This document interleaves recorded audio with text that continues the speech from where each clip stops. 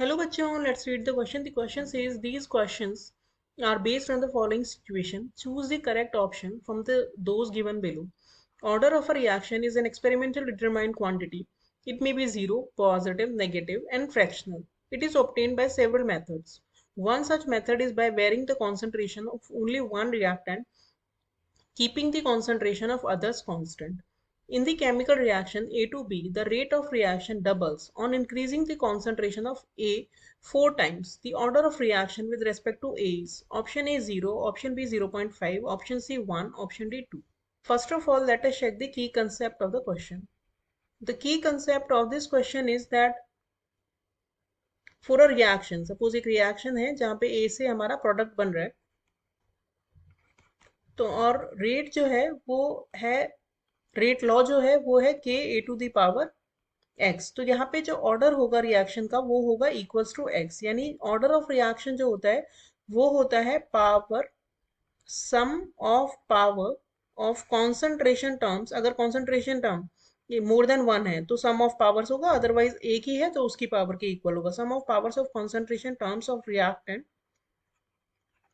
इन rate law equation. तो जो rate law हमें दिया है ये हमारा रेट लॉ है, तो वहां पे जो कॉन्सेंट्रेशन टर्म्स है उसका जो पावर है वो इक्वल्स टू होता है ऑर्डर के। अगर मोर देन वन रिएक्टेंट्स है तो उन सबकी पावर का सम मिला के जो होगा वो होगा ऑर्डर ऑफ रिएक्शन। तो अब अगर हम इस क्वेश्चन का कंप्लीट सॉल्यूशन देखें तो क्वेश्चन में हमें दिया है कि ए से बी बन रहा है और पहले जो रेट है इनिशियली वो है सपोज के ए टू द पावर एक्स है, और जब हमने ए की कॉन्सेंट्रेशन 4 टाइम्स कर दी यानी 4a कर दी तो जो रेट है वो हो गई 2 टाइम्स। तो ये हमारी इक्वेशन 1 है और ये इक्वेशन 2 है। अब इक्वेशन 2 को अगर हम डिवाइड करें इक्वेशन 1 से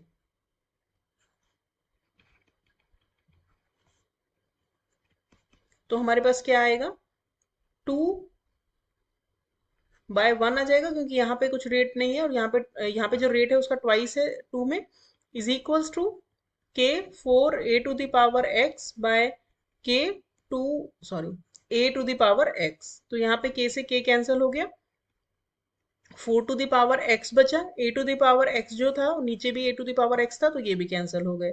तो that means 2 is equals to 4 to the power x।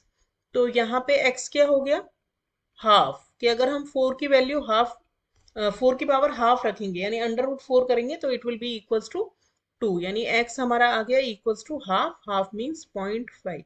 तो ऑर्डर ऑफ रिएक्शन क्या हो गया 0.5। तो हमारा करेक्ट आंसर हो गया option B. Hope you understood the solution well, thank you.